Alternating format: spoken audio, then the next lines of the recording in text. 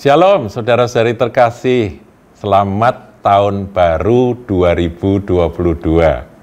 Kita tinggalkan tahun 2021 dan sekarang kita memasuki tahun 2022. Pertanyaan besar, apakah tahun 2022 lebih baik daripada tahun 2021? Jawabnya pasti. Karena apa? Karena Tuhan menyertai Anda, menyertai saya, menyertai kita, maka semuanya akan menjadi semakin baik. Amin, saudara? Iya, jadi kita ini anak-anak Tuhan harus optimis, saudara. Bahwa sementara kita berjalan maju ke depan, firman katakan kita berjalan, makin lama makin kuat hendak menghadap Allah di Sion. Ujung-ujungnya kita nggak di bumi ini, saudaraku, ujung-ujungnya kita ketemu kekasih jiwa kita, Tuhan Yesus Kristus, dan kita akan berada di pelukan Bapa selama-lamanya. Tetapi dalam perjalanan ke sana, dari tahun ke tahun, makin lama kita makin kuat. Ya, jadi itu yang kita pegang, saudaraku. Roh, jiwa, tubuh kita akan terus bergerak maju, memuliakan Dia, Raja segala Raja, Tuhan segala Tuhan, kekasih jiwa kita. Nah, saudara, ada pesan di awal tahun ini, kita sebagai anak-anak Tuhan yang dipanggil dan dipilihnya, kita ini harus belajar untuk melupakan segala sesuatu yang sudah berlalu. Memang ada yang harus diingat, saudaraku, pelajaran-pelajaran, kekonyolan, kejatuhan, kebodohan-kebodohan yang Tuhan izinkan kita lalui supaya jadi pelajaran. Kita tidak mengulangi hal itu, kita nggak mau jadi keledai, saudaraku ya. Atau kita nggak mau lebih bodoh dari keledai. Dikatakan keledai tidak terantuk batu untuk kali yang kedua, tapi manusia kadang-kadang bandel ya, sama lebih bodoh dari keledai, sehingga sudah kena batu, sakit, kemudian nanti ulangi lagi, ya mudah lupa, saudaraku ya. Saya berharap kita mengingat akan pelajaran-pelajaran di hari-hari yang sudah kita lewati.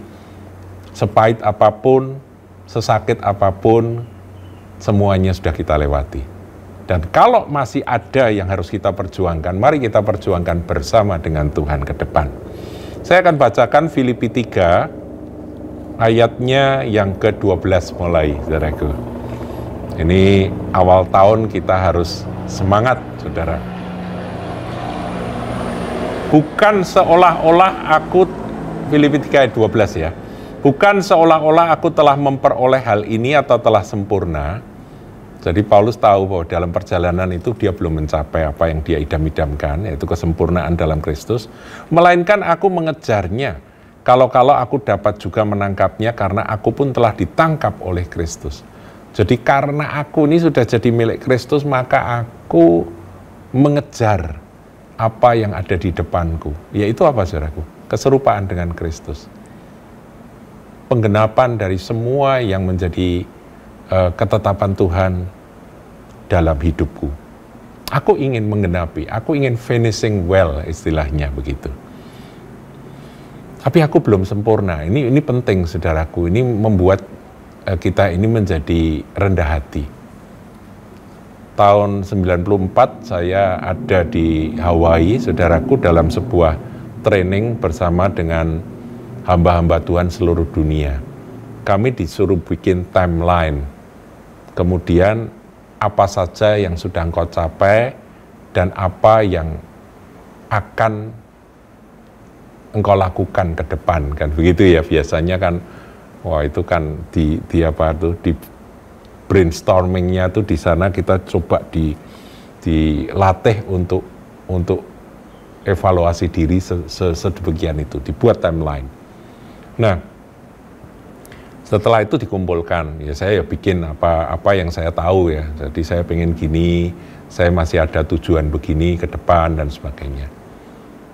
Kemudian ada pertanyaan, apakah kamu sudah satisfied? Sudah puas dengan apa yang kamu dapat? Apakah engkau sudah mencapai tujuanmu di dalam hidup ini? Semua rata-rata bilang belum, tapi ada satu teman hamba Tuhan dari Nigeria, pede banget. Dia bilang, semua sudah aku dapatkan. Semua sudah aku capai. Ini teman dari Afrika ini, saudaraku bilang gitu. Nah, saya kan mikir ini. Dibacakan oleh profesornya atau di depan itu bahwa ini kok ada satu, ini namanya ini, Anda sudah mencapai semuanya. Yes, yes. I've accomplished all, dia bilang begitu. Nah, saya tuh kan batin, saudara. Kalau sudah mencapai semuanya, lah kan naik pulang ke surga aja. Buat apa di bumi? Nanti kalau jatuh, menurun kan repot ya. Buat apa ya? Maaf kata ngebak-ngebak Indonya gitu ya. Kan sudah tercapai semua tujuan ilahi atas hidupmu sudah tercapai. Dia bilang sudah. Ini dia itu nggak ngerti pertanyaannya atau gimana, saya nggak paham ya. Ya tapi itu akhirnya kita semua ya nggak bahas lagi karena itu pandangan pribadi dia. Jadi Paulus berkata, bukan seolah-olah aku telah memperoleh hal ini atau telah sempurna. Tuhan memang berkata, hendaklah engkau menjadi sempurna sama seperti Bapamu sempurna adanya. Tapi apakah sudah mencapai? Belum. Kita kejar itu. Kita usahakan itu dengan segenap hati. Ayat 13, saudara-saudara, aku sendiri tidak menganggap bahwa aku telah menangkapnya. Diulangi lagi, saudara. Ini kerendahan hati, saudara. Selama kita hidup, pasti ada kekurangan di sana-sini harus kita benahi. Harus ada tingkat kesempurnaan yang harus kita kejar. Harus ada jenis kasih yang harus kita tambah-tambahkan dalam hidup ini. Harus ada hikmat, harus ada buah roh yang terus harus semakin bertambah di dalam hidup kita. Harus ada langkah maju di dalam karakter maupun di dalam melaksanakan tugas pekerjaan Tuhan. Nah, ini yang Paulus ingin ajarkan, tapi Paulus berkata, aku tidak menganggapnya bahwa aku telah menangkap hal tersebut. Tetapi ini yang kulakukan, ini penting saudaraku, ya ini awal tahun 2022, kita katakan sama-sama, tapi ini yang kulakukan. Aku melupakan apa yang telah di belakangku dan mengarahkan diri pada apa yang di hadapanku. Mengapa demikian? Karena seringkali kegagalan di masa lampau membuat kita takut mengambil keputusan untuk menentukan langkah. Nanti kalau gagal lagi sakitnya seperti itu. Nah, ini trauma saudaraku. Ini pengalaman traumatis. Nah, Tuhan ingin kita lupakan semuanya. Kuburkan itu. Kita pernah mencoba, pernah gagal, pernah salah. Jangan takut mencoba lagi. Jangan takut untuk memulai lagi. Bangkit di dalam nama Yesus. Tuhan mengampuni segala kesalahan kita. Tuhan sudah menghapus segala kegagalan dan pelanggaran kita di masa lalu. Sekarang mulailah dengan semangat yang baru. Dia penuh kasih karunia dan kemurahan. Dia akan beri kesempatan kedua, ketiga, dan seterusnya pada Anda yang mau dengan rendah hati bergerak maju bersama dengan Dia. Aku melupakan apa yang telah di belakangku dan mengarahkan diri kepada apa yang di hadapanku. Minta Tuhan tetapkan target-target dari Tuhan ya, bukan dari diri kita sendiri.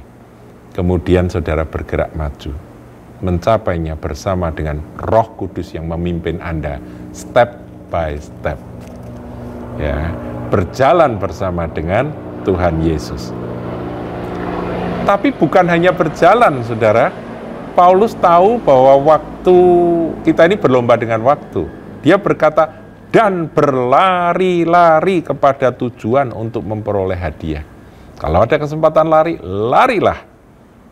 Yaitu panggilan surgawi dari Allah dalam Kristus Yesus.